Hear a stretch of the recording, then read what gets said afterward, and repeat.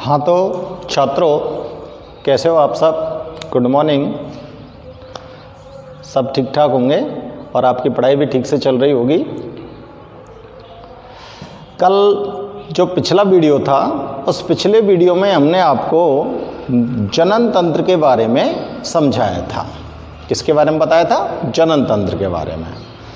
जनन तंत्र के बारे में आपको बताया था कि जनन तंत्र क्या होता है, जनन क्या होता है, जनन क्यों आवश्यक है और जनन कितने प्रकार से होता है, उनकी परिभाषाएं आपको बताई थी। तो कोई भी सजीव अपनी जाति को और वंश को बचाए रखने के लिए क्या करता है? जनन करता है, अपने समान संतान उत्पन्न करता है। और जनन की आवश्यकता क्यों होती है? प्रकृति में जीवों को अपने समान दूसरे जीवों की निरंतरता को बनाए रखने के लिए जनन की प्रक्रिया आवश्यक होती है।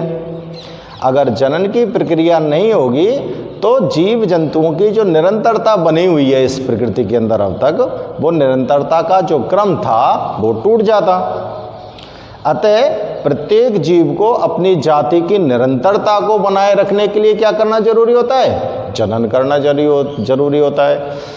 जनन के बारे में आपको बताया था, जनन दो प्रकार से होता है, लैंगिक जनन और अलैंगिक जनन। लैंगिक जनन तो बहुकोशिकीय प्राणियों के अंदर होता है और अलैंगिक जनन एक कोशिकीय प्राणियों के अंदर होता है। बहुकोशिकीय प्राणियों में आपको लैंगिक जनन के लिए पढ़ना था, किसमें? मानव में जनन। तो मनुष्य में जनन जो होता है वो लैंगिक प्रकार का होता है, द्विलिंगी प्रकार का होता है। इसमें द्विलिंगी जनन होता है। द्विलिंगी का मतलब दो अलग अलग लिंग दो अलग अलग प्राणियों में पाए जाते हैं। जबकि अलैंगिक जनन में क्या बताया था कि दोनों ही लिंग एक ही प्राणी में उपस्थित होते हैं। अब देखो, ये जो जनन प्रक्रिया है, इस जनन प्रक्रिया में आपको बताया था कि मनुष्य के अंदर जो लैंगिक जनन होता है, उस लैंगिक जनन की प्रक्रिया में नर युग्मक और मादा युग्मक भाग लेते हैं। नर युग्मक को तो शुक्राणु बोला था और मादा युग्मक को अंडाणु बोला था। ठीक है ना? ये दोनों युग्मक जो होते हैं, इनके आपस में संलयन से युग्मनज का निर्माण होता है, जिसको हमने बोला था निषेचन की प्रक्रिया। निषेचन के परिणाम स्वरूप भ्रूण का परिवर्तन होता है और भ्रूण से शिशु का विकास होता है। और शिशु का विकास जब होता है तो उससे मनुष्य के जैसी एक संतान उत्पन्न होती है, जिससे प्रकृति में उसकी निरंतरता बनी रहती है। क्लियर? अब हम बात करते हैं कि कोई भी व्यक्ति या कोई भी मनुष्य जनन के लिए तैयार कब होता है, उसकी उस अवस्था को क्या कहा जाता है। तो इसके बाद आपको हमने बताया था यौवनारंभ के बारे में। ठीक है? लैंगिक जनन वह समय अवधि जब सजीव या जब मनुष्य लैंगिक जनन की प्रक्रिया के लिए परिपक्व हो जाता है या उसके लैंगिक जनन अंग जो होते हैं वो परिपक्व हो जाते हैं, तो वो उसका यौवनारंभ कहलाता है। यौवनारंभ की जो अवधि थी वो लड़के और लड़कियों में अलग अलग समय पर बताई थी। लड़कों में यौवनारंभ का समय कब होता है? 12 से 14 वर्ष में, 13 से 15 वर्ष में। जबकि लड़कियों में यौवनारंभ का समय थोड़ा सा पहले होता है, 12 से 14 वर्ष की उम्र में। इस यौवनारंभ के समय इन बच्चों के अंदर कुछ शारीरिक परिवर्तन होते हैं, जिसमें उनके संवेदनात्मक परिवर्तन होते हैं, मानसिक परिवर्तन होते हैं, बौद्धिक परिवर्तन होते हैं। कितने प्रकार के परिवर्तन होते हैं? देखो, संवेदनात्मक परिवर्तन होते हैं। संवेदनात्मक परिवर्तन का मतलब होता है कि बच्चे अपने शरीर की तरफ ध्यान देने लग जाते हैं, वो अपने आप को सुंदर और खूबसूरत दिखाने की कोशिश करते हैं। ठीक है ना? वो सार संभाल में लग जाते हैं। दूसरा, विपरीत लिंग की तरफ आकर्षित होने लगते हैं। तीसरा, मानसिक स्तर का विकास हो जाता है, बौद्धिक स्तर का विकास हो जाता है, यानी कि उनको अपना अच्छा बुरा भला बुरा सब कुछ अपनी समझ आने लगता है। ठीक है ना? और अपने पराये की वो पहचान समझने लगते हैं। शारीरिक रूप से परिवर्तन उनके शरीर में होते हैं। उनके शारीरिक रूप से परिवर्तनों के बारे में मैंने आपको लड़के और लड़कियों में जो परिवर्तन थे वो मैंने अलग अलग लिखाए थे आपको। तो इस तरह की यौवनारंभ के आने के पश्चात प्रत्येक जो मनुष्य के बच्चे होते हैं, लड़के और लड़कियां होते हैं, वो जनन प्रक्रिया के लिए तैयार हो जाते हैं। तो अब उसके बाद हम बात करते हैं कि नर में और मादा में जो जनन की प्रक्रिया होती है, उस जनन की प्रक्रिया में कौन कौन से अंग भाग लेते हैं। ठीक है ना। तो इसके लिए आज का हमारा टॉपिक है नर जनन तंत्र, यानी कि पुरुष के अंदर जो जनन प्रक्रिया होती है, उस जनन प्रक्रिया में पुरुष के अंदर जो जनन तंत्र पाया जाता है, उस जनन तंत्र में आपके शरीर के कौन कौन से अंग भाग लेते हैं और वो किस प्रकार से जनन करते हैं, इस प्रक्रिया को हम नर जनन तंत्र के तहत यहाँ पर पढ़ने वाले हैं। ठीक है ना। तो देखो यहाँ पर मैंने नर जनन तंत्र के लिए एक चित्र बनाया है, उस चित्र को आप ध्यान से देखें। नर जनन तंत्र में भाग लेने वाले जो विभिन्न अंग हैं वो आपको इस चित्र के माध्यम से दिखाई दे रहे हैं। ठीक है ना। इस चित्र में आप लोग देख रहे हो कि मैंने यहाँ पर प्रमुख प्रमुख जो अंग हैं, प्रमुख प्रमुख जो भाग हैं, उन सभी को यहाँ पर मैंने नोट कर दिया है। ठीक है ना। अब एक एक भाग को, जनन तंत्र के एक एक भाग को हम यहाँ पर समझेंगे और चित्र के माध्यम से उनको देखेंगे कि कौन सा अंग हमारे शरीर में कहाँ पर उपस्थित होता है। ठीक है ना। तो सबसे पहले हम शुरू करते हैं क्या, नर जनन तंत्र।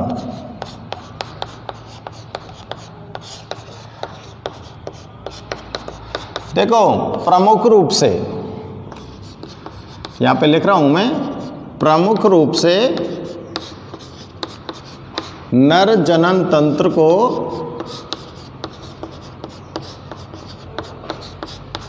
दो भागों में, कितने भागों में, दो भागों में बांटा गया है, दो भागों में बांटा गया है। ठीक है ना। पहला भाग कौन सा है, देखो, प्राथमिक जनन अंग, प्राइमरी सेक्सुअल ऑर्गन, यानी कि मनुष्य के अंदर जो प्राथमिक जनन अंग होते हैं वो कौन से होते हैं। जनन तंत्र को कितने भागों में बांट दिया, दो भागों में, प्राथमिक जनन अंग और द्वितीयक जनन अंग, इस तरह से दो भागों में बांटा है। तो पहले हम यहाँ पर देखने जा रहे हैं कि मनुष्य के अंदर प्राथमिक जनन अंग कौन से होते हैं। तो प्राथमिक जनन अंग किसे कहेंगे, नोट करेंगे, वे अंग, वे अंग जो छोटे, वे अंग जो छोटे होते हैं,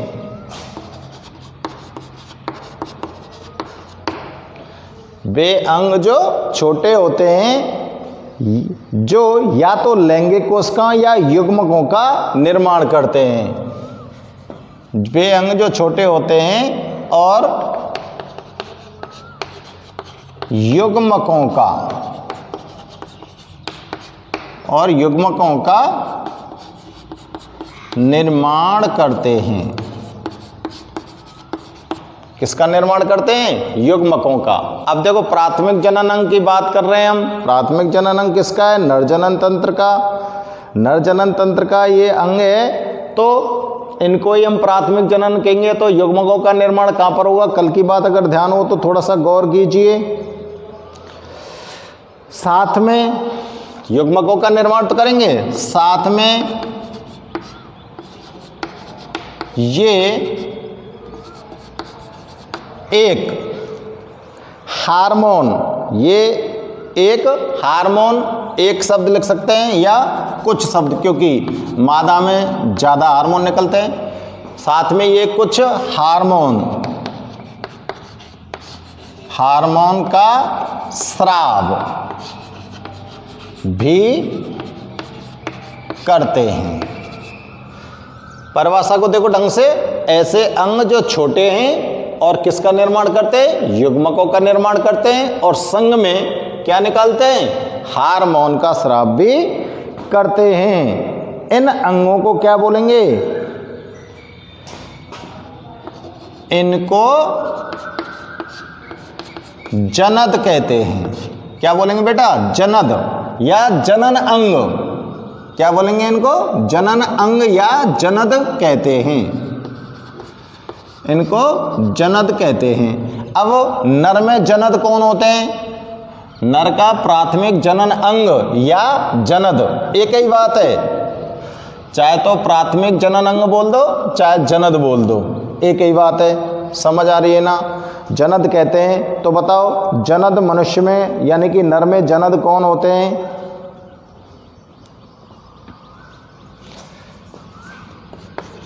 नर में जनद या प्राथमिक जनन अंग कौन होते बताओ? वृषण। कौन होते हैं? वृषण होते हैं, जो किसका निर्माण करते हैं बताओ? शुक्राणुओं का। किसका निर्माण करते हैं? शुक्राणुओं का। जो शुक्राणुओं का निर्माण करते हैं। समझ आ रही बात? युग्मक आ गया। युग्मक कौन सा है? शुक्राणु। नर युग्मक बोला था ना इसको, शुक्राणु का निर्माण कर दिया। ये जो वृषण होते हैं ये कहां पर उपस्थित होते हैं?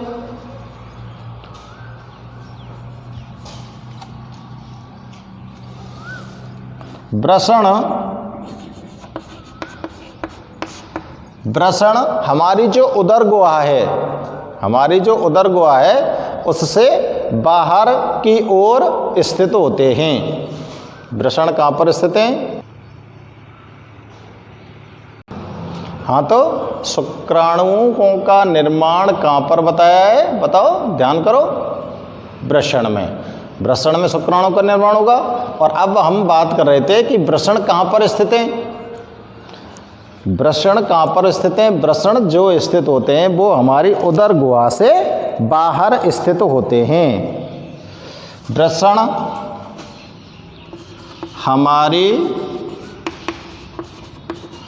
उदर गुहा से बाहर, उदर गुहा हमारी ये पेट वाला जो हिस्सा होता है इसको उदर गुहा बोलते हैं, इसके बाहर, उदर गुहा से बाहर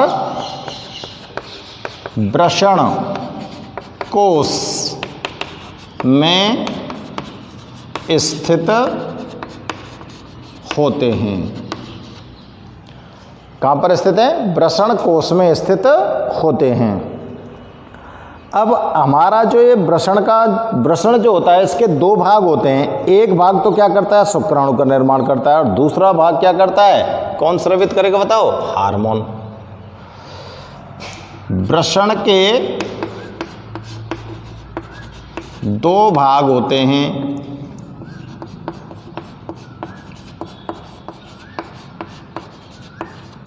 वृषण के कितने भाग होते हैं? दो भाग होते हैं। इसका एक भाग तो शुक्राणुओं का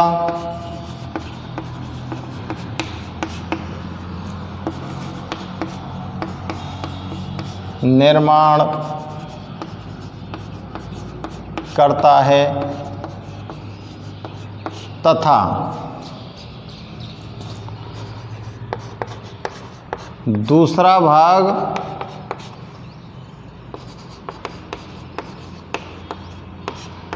अंतःस्रावी ग्रंथि, हार्मोन अंतःस्रावी ग्रंथि से निकलते हैं ना, अंतःस्रावी ग्रंथि के तौर पर हार्मोन निकालेगा। कौन सा? टेस्टोस्टेरोन।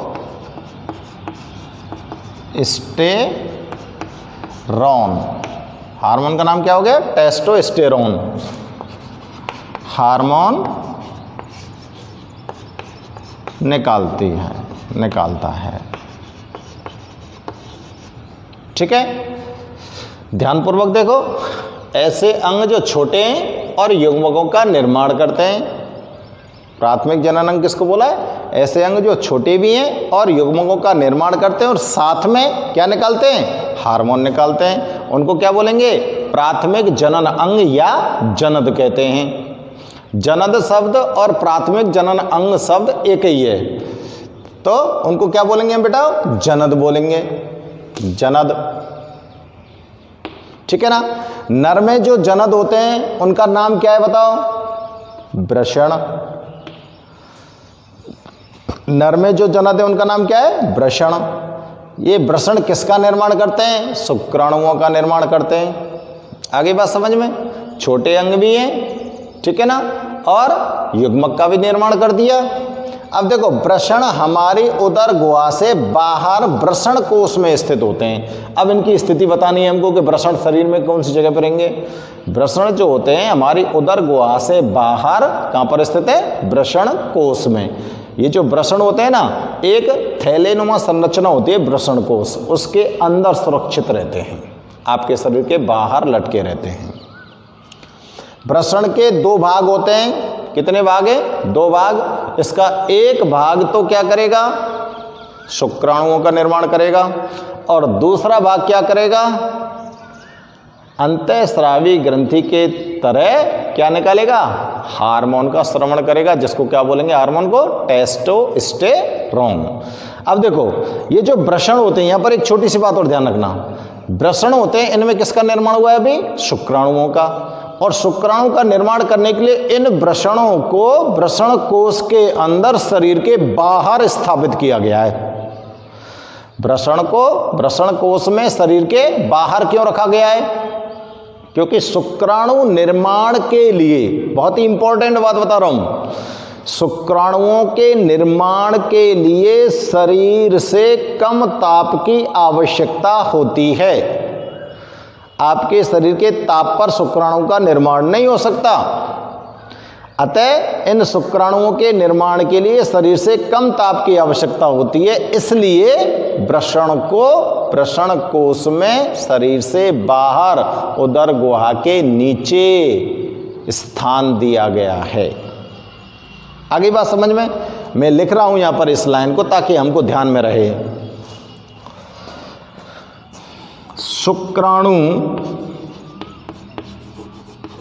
निर्माण के लिए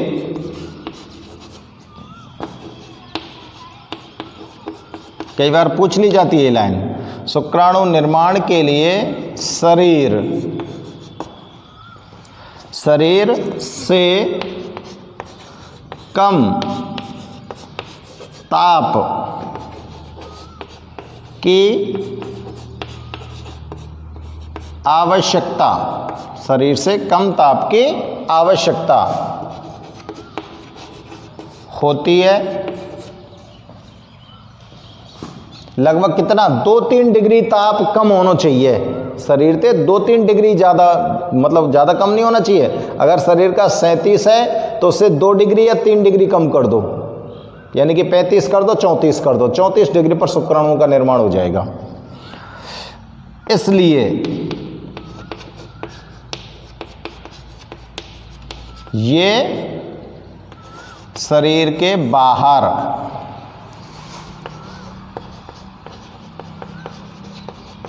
स्थित होते हैं, शरीर के बाहर स्थित होते हैं। समझ में आ रही है बात?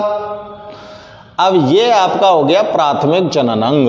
प्राथमिक जनन अंग के बारे में मैंने आपको यहां पर जानकारी लिख दी। अब इन प्राथमिक जनन अंगों को हम बेटा चित्र के अंदर देखते हैं कहां पर है। देखो, यहां तक आपकी उदर गुहा आती है। ये जो आता है एरिया, यहां तक क्या आती है? आपकी उदर गुहा। अब ये उदर गुहा है, इससे बाहर ये जो बाहर की आपको दीवार दिखाई दे रही है, इस बाहर की दीवार को बोलते हैं वृषण कोश। ये जो बाहर की दीवार है इसको क्या बोलेंगे हम? स्किन की लेयर, त्वचा की एक परत चढ़ी हुई है जिसके ऊपर, उसको क्या बोलेंगे हम? वृषण कोश। और इस वृषण कोश के अंदर, ये बाहर हो गया ना शरीर से, वृषण, ये आपका पैर वाला इलाका चालू हो जाता है यहाँ से। वृषण कोश के अंदर कौन स्थित है? वृषण स्थित है। समझ में आ रही बात? आप अपने नर जनन तंत्र में प्राथमिक जनन अंगों को पहचानिए। प्राथमिक जनन अंग आपकी ये जो उदर गुहा है, यहाँ तक का एरिया उदर गुहा का आता है। इस उदर गुहा से बाहर ये वृषण हो गए। वृषण कहाँ पर स्थित है? वृषण कोश में। ये आपका प्राथमिक जनन अंग कहलाते हैं। और प्राथमिक जनन अंग इनको क्यों कहते हैं? क्योंकि ये छोटे अंग होते हैं। कैसे होते हैं? छोटे अंग होते हैं और इनमें युग्मकों का निर्माण होता है और साथ में एक हार्मोन का भी स्रवण होता है। अब इस वृषण के अंदर ही किसका निर्माण होगा? बताओ। शुक्राणुओं का निर्माण होगा। और शुक्राणु के निर्माण के साथ साथ यहाँ से कौन सा हार्मोन निकलेगा? टेस्टोस्टेरोन हार्मोन निकलेगा।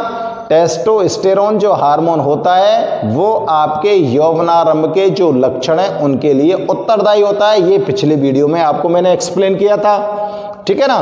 तो आपकी लैंगिक परिपक्वता को सही समय पर प्रकट करने के लिए कौन उत्तरदायी है? टेस्टोस्टेरोन हार्मोन, जो कहां से निकलेगा?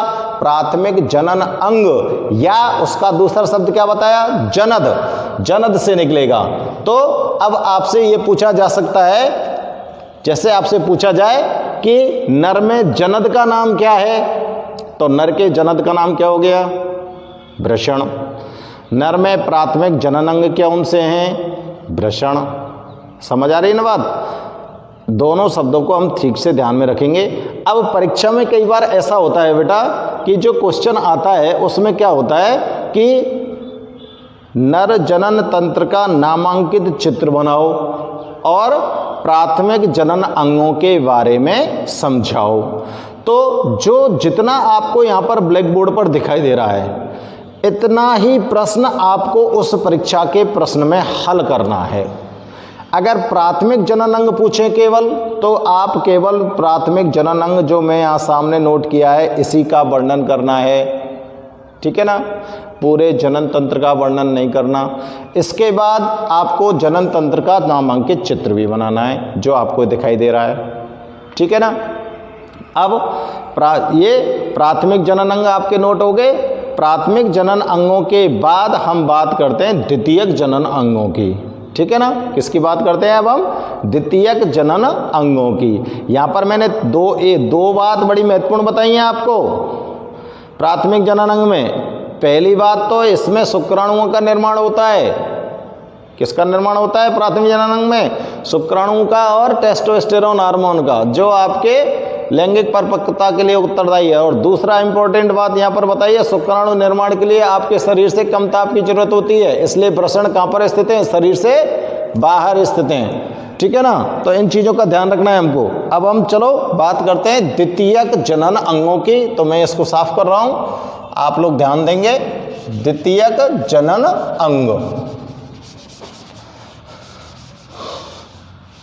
द्वितीयक जनन अंग में कई अंग सम्मिलित होते हैं। प्राथमिक जनन अंग में तो केवल वृषण है। प्राथमिक जनन अंग में तो केवल कौन शामिल है? वृषण। लेकिन द्वितीयक जनन अंगों में कई अंग शामिल होते हैं। उनको देखते हैं हम कौन कौन से अंग शामिल हैं। तो हमारी दूसरी हेडिंग डल जाएगी द्वितीयक जनन अंग, ठीक है। द्वितीयक जनन अंग की हेडिंग डाल देंगे और द्वितीयक जनन अंग की हेडिंग डालने के बाद हम इनको नोट करेंगे। तो द्वितीयक जनन अंग कौन से होंगे? देखो, प्राथमिक जनन अंग, पता हो या दूसरा नाम क्या लिखे हो मैंने? जनद। कोष्टक में लिख रहा हूं बेटा, जनद के अलावा पाए जाने वाले या भाग लेने वाले, अलावा जनन क्रिया में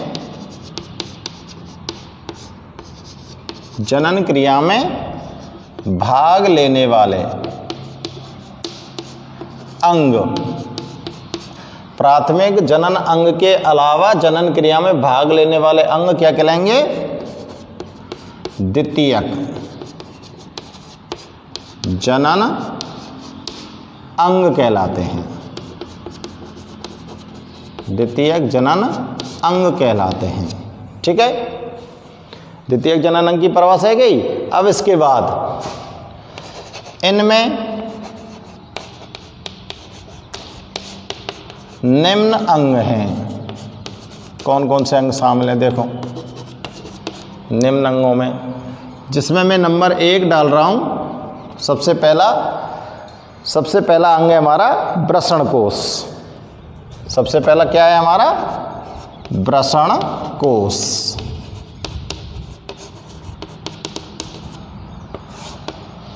वृषण कोश क्या काम कर रहा है बताओ? वृषण कोश वह स्थान है जहां पर वृषण स्थित होते हैं। ठीक है ना? वृषणों को स्थिर रखने के लिए यह एक थैलीनुमा रचना है।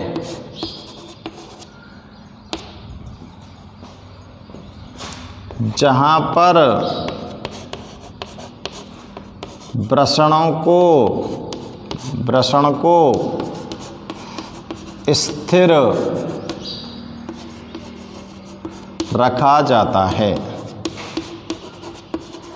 ये कहाँ पर स्थित है? वृषण कोश में। और ये थैलीनुमा रचना है जिसमें क्या होता है? वृषणों को स्थिर रखा जाता है।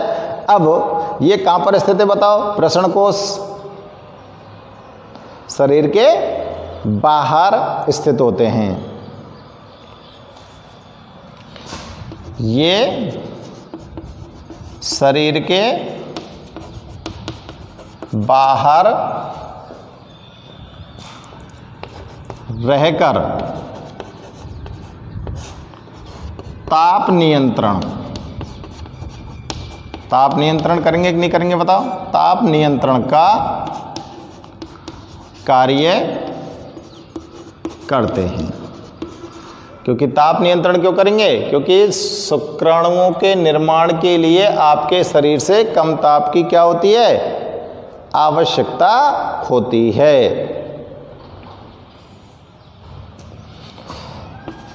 इनका ताप ध्यान से देखो, इनका ताप शरीर से कुछ कैसा होगा? कम होता है। वृषण कोश का जो तापमान होता है वो शरीर के और जो अंग हैं उनसे कुछ थोड़ा बहुत कम होता है। अब दूसरा अंग देखते हैं। दूसरा अंग कौन सा है हमारा? वृषण कोश। पता लग गया ना? कल मैंने अभी बताया था ना आपको, वृषण कोश ये वाला हिस्सा है जिसके अंदर कौन स्थित होते हैं? वृषण शरीर से बाहर स्थित हैं और ताप नियंत्रण की तरह काम करेंगे, ताप का नियंत्रण करेंगे। क्योंकि यहाँ को जो तापमान वो शरीर के अन्य अंगों से कुछ कम होता है। अब इसके बाद वृषण में किसका निर्माण हो गया बताओ? शुक्राणुओं का। वृषण के अंदर किसका निर्माण हो गया? शुक्राणुओं का। अब इन शुक्राणुओं को यहाँ से ले जाने वाली एक नली लगी हुई है। भाई शुक्राणु बन जाएंगे वृषण के अंदर, तो यहाँ से एक नली के द्वारा ये शुक्राणु यहाँ से चलेंगे। ठीक है ना? उस नली को क्या बोलेंगे बेटा? शुक्रवाहिनी। तो हमारा दूसरा अंग क्या हो जाएगा? शुक्रवाहिनी।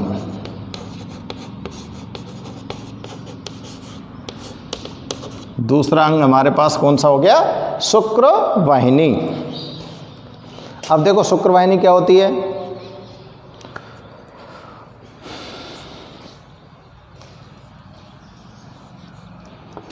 शुक्राणुओं को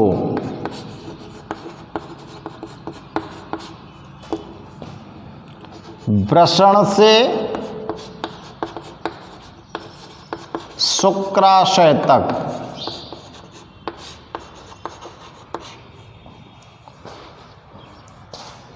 पहुंचाने का कार्य शुक्रवाहिनी करती है। शुक्रवाहिनी करती है। शुक्राणुओं का जो निर्माण हो जाएगा, उन शुक्राणुओं को कहाँ से उठाना है? वृषण से, और वृषण से उठाकर इनको कहाँ पर पहुँचाना है? शुक्राशय तक। शुक्राशय तक पहुँचाने का काम किसके द्वारा किया जाएगा? शुक्रवाहिनी के द्वारा किया जाएगा। ठीक है, शुक्रवाहिनी के द्वारा ये कार्य किया जाएगा। शुक्राणुओं को वृषण से शुक्राशय तक पहुंचाने का काम करना किसका होता है? शुक्रवाहिनी का। ये जो शुक्रवाहिनी होती है, ये शुक्रवाहिनी मूत्रवाहिनी के साथ मिलकर एक संयुक्त नली बनाती है।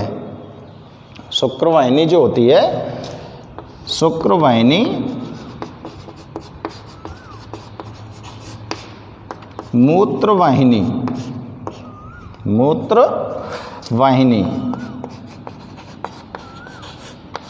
के साथ मिलकर, मूत्रवाहिनी के साथ मिलकर एक संयुक्त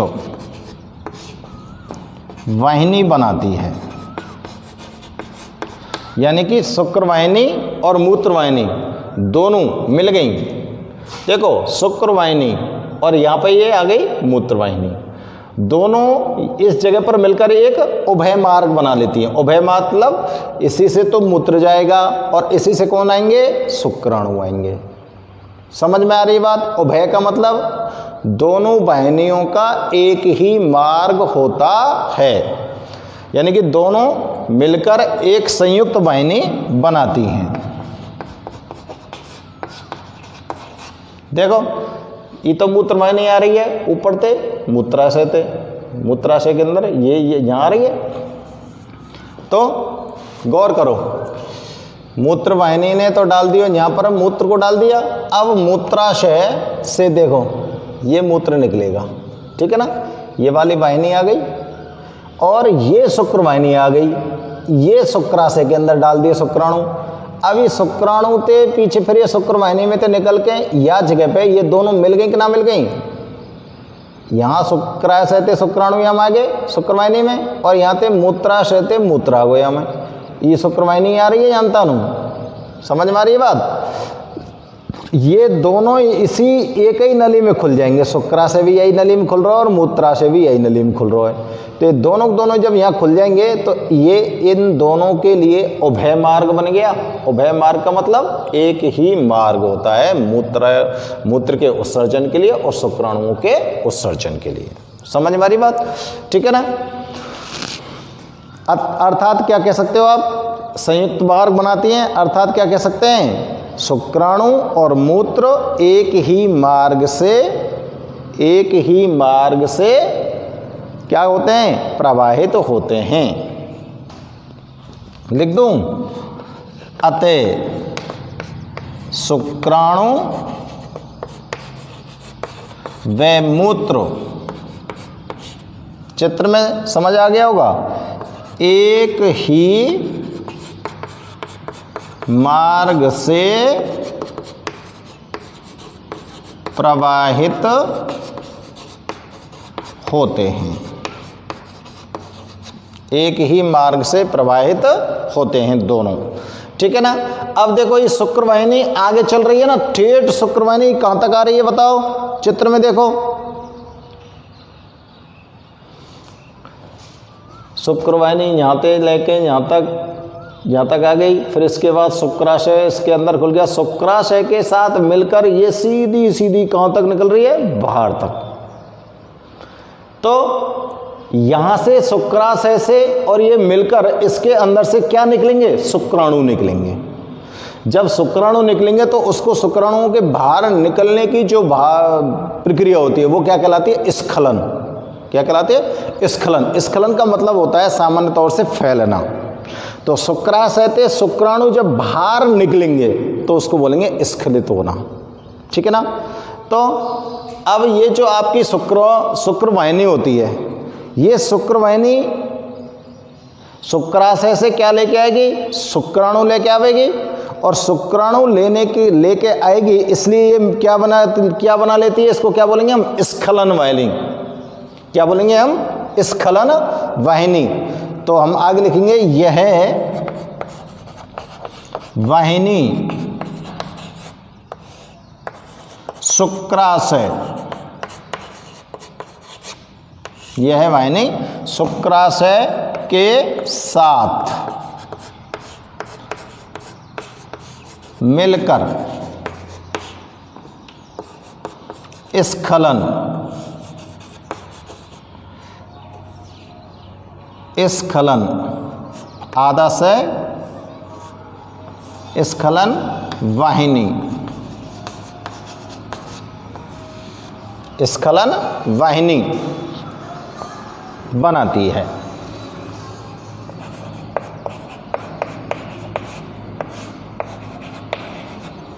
स्खलन वाहिनी बनाती है।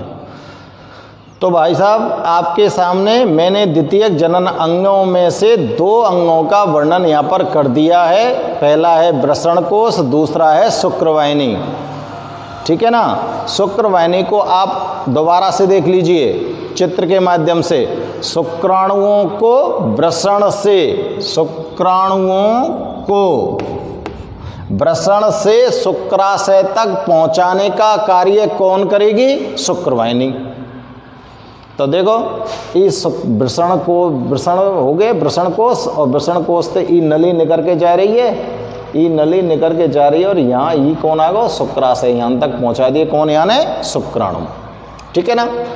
अब शुक्राणु यहाँ तक पहुँच गए तो ये जो आपकी शुक्रवाहिनी है, आपकी जो शुक्रवाहिनी है, ठीक है ना, ये वाहिनी किसके साथ मिल जाती है? यहाँ पर मूत्रवाहिनी के साथ। ठीक है ना।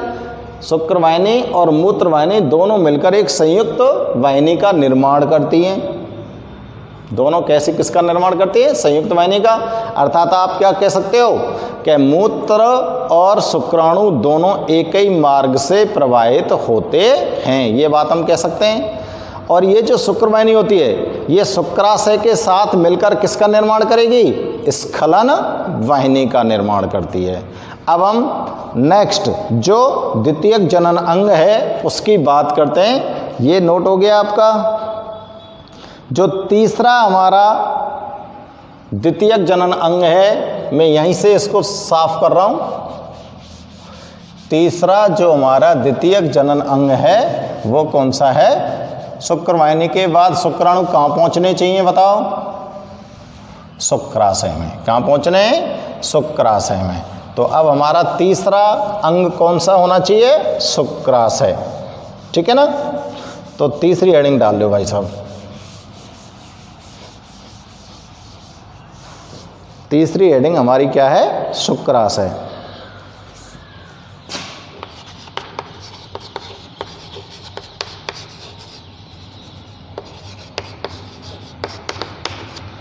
कहाँ है शुक्राशय? देखो ईरो।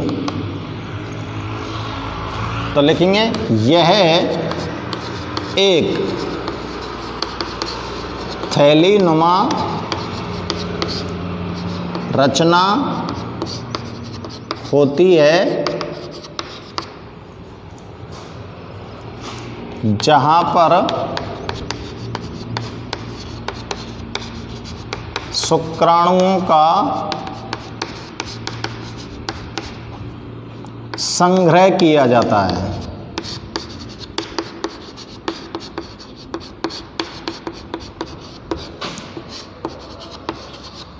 जहाँ पर क्या किया जाता है? शुक्राणुओं का संग्रह किया जाता है। ठीक है ना। शुक्राशय क्या चीज़ है? एक थैलीनुमा रचना है और इसका काम क्या हो गया? शुक्राणुओं का संग्रह करना। अब शुक्रवाहिनी कहाँ पर खुलती है? शुक्राशय के अंदर खुलती है। ठीक है ना।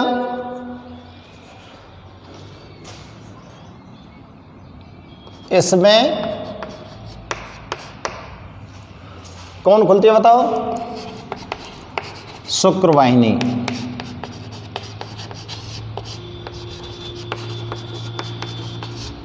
क्योंकि शुक्रवाहिनी तो लावेगी हमें शुक्राणु ने। शुक्राशय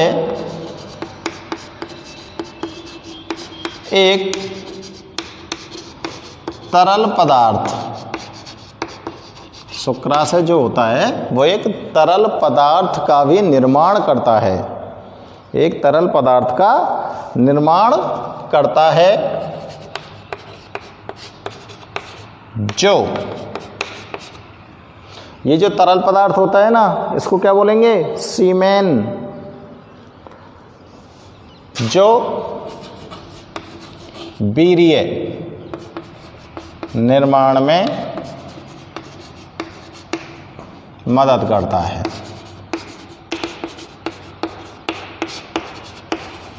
किसमें मदद करेगा? वीर्य के निर्माण में। अब ये जो वीर्य, इसी को बोल रहा हूं मैं सीमेन। वीर्य को क्या बोल रहा हूं मैं? सीमेन। अब ये सीमेन क्या करता है?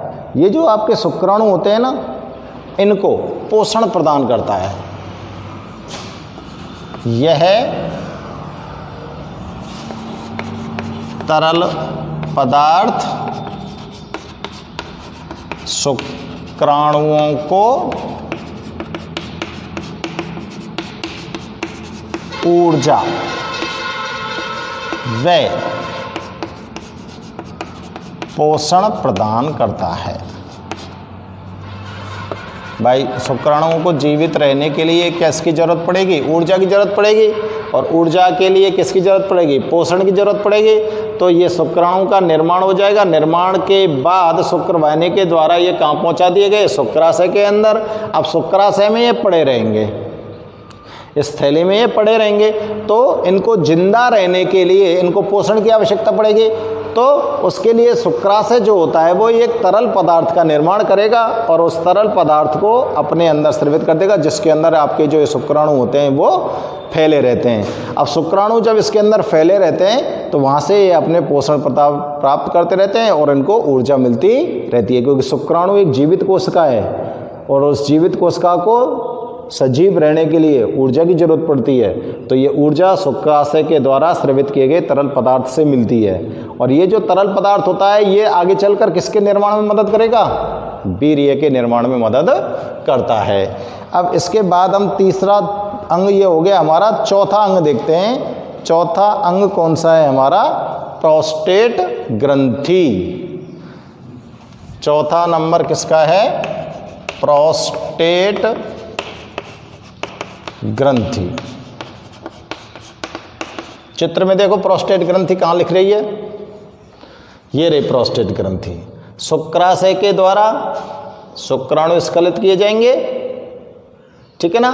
शुक्राणु स्खलित हुए हैं तो प्रोस्टेट ग्रंथि के पास से गुजरेंगे। आगे बात समझ में? अब प्रोस्टेट ग्रंथि के पास से गुजरेंगे तो प्रोस्टेट ग्रंथि इसमें क्या मदद करेगी, ये चीज़ हम यहाँ पर देखने वाले हैं। प्रोस्टेट जो ग्रंथि होती है वो एक अखरोट के आकार की ग्रंथि है।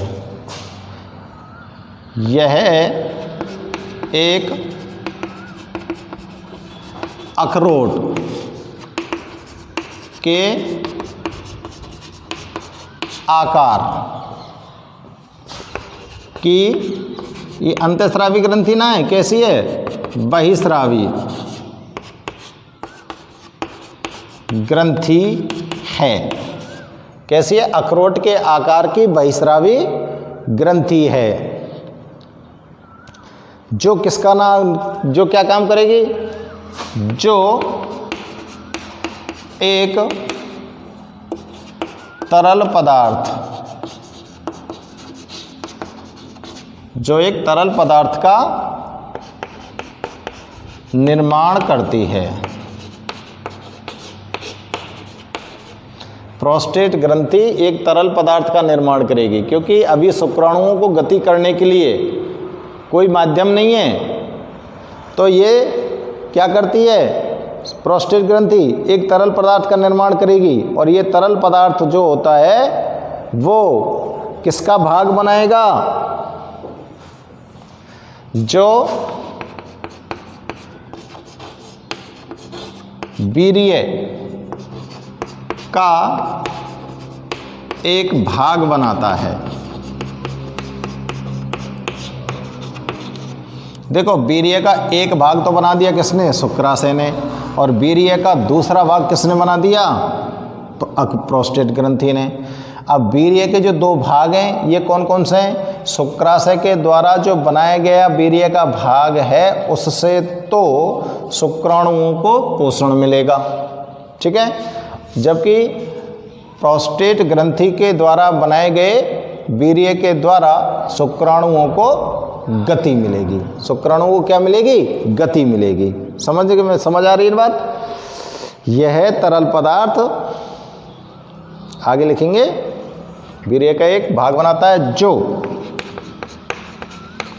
शुक्राणुओं को गति करने में सहायक होता है। ये प्रोस्टेट ग्रंथि का काम हो गया, ठीक है ना। तो देखेंगे इसके बाद देखते हैं प्रोस्टेट ग्रंथि के बाद। अब देखो वृषण में शुक्राणु का निर्माण हो गया। वृषण कहाँ स्थित है? वृषण कोश में। वृषण कोश के बाद जब शुक्राणु निर्मित हो गए तो शुक्रवाहिनी के द्वारा कहाँ पहुँचा देंगे? शुक्राशय के अंदर पहुँच गए। अब शुक्राशय के अंदर जब शुक्राणु पहुँच गए तो यहाँ पर एक तरल पदार्थ का निर्माण हो गया और इसके बाद फिर शुक्राणु कहाँ पहुँचेंगे? प्रोस्टेट ग्रंथि में पहुँचेंगे। प्रोस्टेट ग्रंथि के द्वारा फिर से तरल भाग स्रावित हुआ और ये तरल भाग वीर्य का निर्माण करता है। अब शुक्राणु इसके अंदर गति कर सकते हैं। अब शुक्राणु यहाँ के बाद कहाँ पहुँचेंगे बताओ? प्रोस्टेट ग्रंथि के बाद शुक्राणु कहाँ पहुँचेंगे? मूत्र मार्ग में। कहाँ पहुँचेंगे? मूत्र मार्ग में। ये वाली जो नली आ रही है इसको आप मूत्र मार्ग कह सकते हैं। क्यों? क्योंकि ये जो मूत्र मार्ग है ये शुक्राणुओं के स्खलन के लिए और मूत्र को उत्सर्जित करने के लिए, दोनों के लिए। बताओ यहाँ पर दोनों नली जुड़ रही कि ना जुड़ रही? दोनों नलियों के लिए एक उभय मार्ग बनाता है, इसलिए इसको क्या बोलेंगे हम? मूत्र मार्ग। मूत्र मार्ग। पांचवा भाग कौन सा है? मूत्र मार्ग। यह नली के आकार की संरचना है, ठीक है ना। मूत्राशय से निकलती है। चित्र पे ध्यान दो। मूत्राशय से निकल के जो शुक्राशय से स्खलन वाहिनी आई बाँ में जुड़ गई। देखो ई शुक्राशय, शुक्राशय से ई जो वाहिनी है यहाँ से लेके यहाँ तक ये स्खलन वाहिनी कहलावेगी, क्योंकि यहाँ से शुक्राणु ये निकल के यहाँ आ जाएंगे और ई स्खलन वाहिनी यहाँ से एक से जुड़ गई या मूत्र वाहिनी से जुड़ गई। जुड़ गई कि ना जुड़ गई? ठीक है ना। तो लिखेंगे यह एक पेशीय नलिका होती है। कैसी नलिका है? पेशीय नलिका होती है। जो कहाँ से निकलेगी बताओ? जो मूत्राशय से निकलकर, मूत्राशय से निकलकर, चित्र पे देखो, मूत्राशय से निकली है, अब स्खलन वाहिनी के संग जुड़ रही है ना, ठीक है ना। स्खलन वाहिनी मूत्राशय से निकलकर वे स्खलन वाहिनी से मिलकर, मूत्राशय से निकली ई आ गई, स्खलन वाहिनी से ई मिल गई। मूत्राशय से निकल के मूत्र वाहिनी और ई स्खलन वाहिनी से मिल के अब दोनों मिलकर ये जो वाहिनी बनी है इसको क्या बोल सकते हैं हम? क्या बोल सकते हैं बताओ? मूत्र को भी ले जा रही है और जनन द्रव्य को भी ले जा रही है। जनन द्रव्य कौन है? शुक्राणु। तो इसको क्या बोलेंगे? मूत्र जनन नलिका। क्या बोल सकते हैं हम इसको? मूत्र जनन नलिका बनाती है। याते मूत्र जनन नलिका क्यों कही है? क्योंकि याते शुक्राणु आ रहे हैं जो जनन द्रव्य होता है और मूत्र भी बाहर आ रहा है। तो मूत्र और जनन द्रव्य दोनों को साथ में लेने वाली नली मूत्र जनन नलिका बनाती है। ठीक है ना। अब इसमें से होकर सभी चीज बाहर निकलेंगी कि नहीं निकलेंगी? इसमें से मूत्र, शुक्राणु और वीर्य तीनों चीजें बाहर निकलेंगी। तीनों चीजें बाहर निकलेंगी तो ये नलिका कहाँ से गुजरेगी बताओ? चलो मैं लिख देता हूं। इससे कौन कौन सी चीजें गुजरती हैं बताओ? इससे मूत्र, शुक्राणु व वीर्य प्रवाहित होते हैं, प्रवाहित होते हैं। अब ये नली आगे कहाँ पहुंच गई बताओ? चित्र पे ध्यान दो। आगे पहुंच गई भाई साहब ये शिश्न में। ठीक है ना। और शिश्न से गुजरकर एक छिद्र के द्वारा ये बाहर खुल रही है। यह है नलिका लिखते हैं। यह है नलिका शिश्न के शिश्न से गुजरकर मूत्र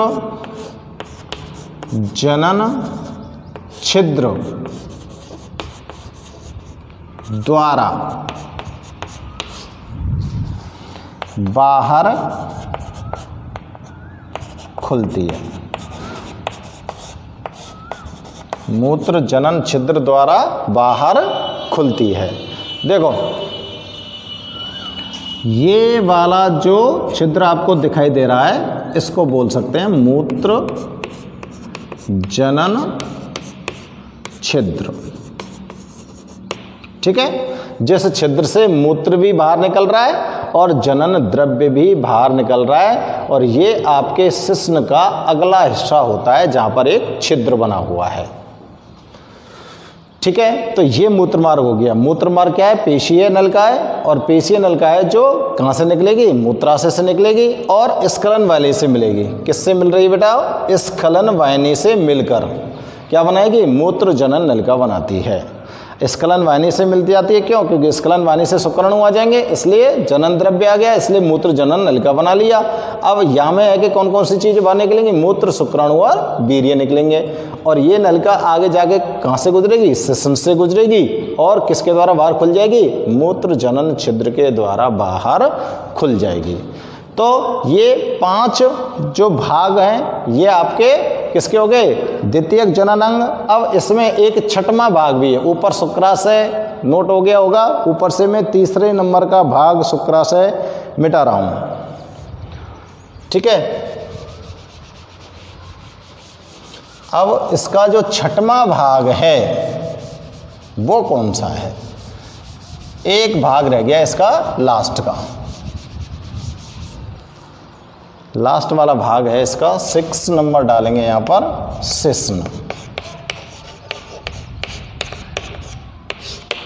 ठीक है। चित्र में दिखाई दे रहा है आपको कैसा अंग है?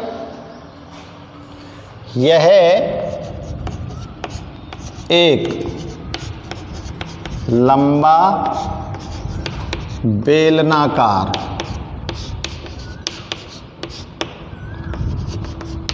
अंग है जो लंबा बेलनाकार अंग है जो वृषण कोश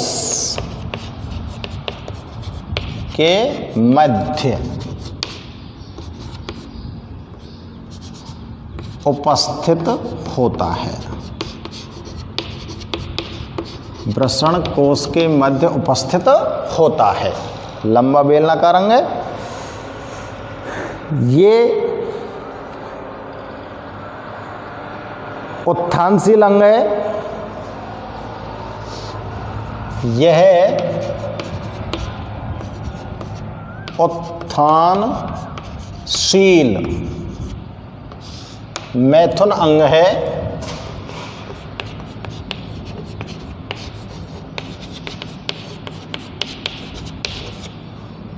कैसा अंग है ये? उत्थानशील। उत्थानशील का मतलब होता है इरेक्टेड स्टेज। इरेक्टेड स्टेज जब ये सख्त होता है तो इसके अंदर रक्त की नलिकाएं होती हैं, और रक्त की नलिकाओं में जब रक्त फुल भर जाता है तो ये सख्त हो जाता है, तो उसको बोलते हैं हम इरेक्टाइल पोजीशन, यानी कि उत्थानशील अवस्था।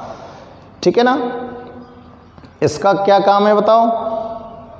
मूत्र विसर्जन के काम आता है। ठीक है ना। यह मूत्र विसर्जित जन अंग है तथा मैथुन के समय शुक्राणुओं को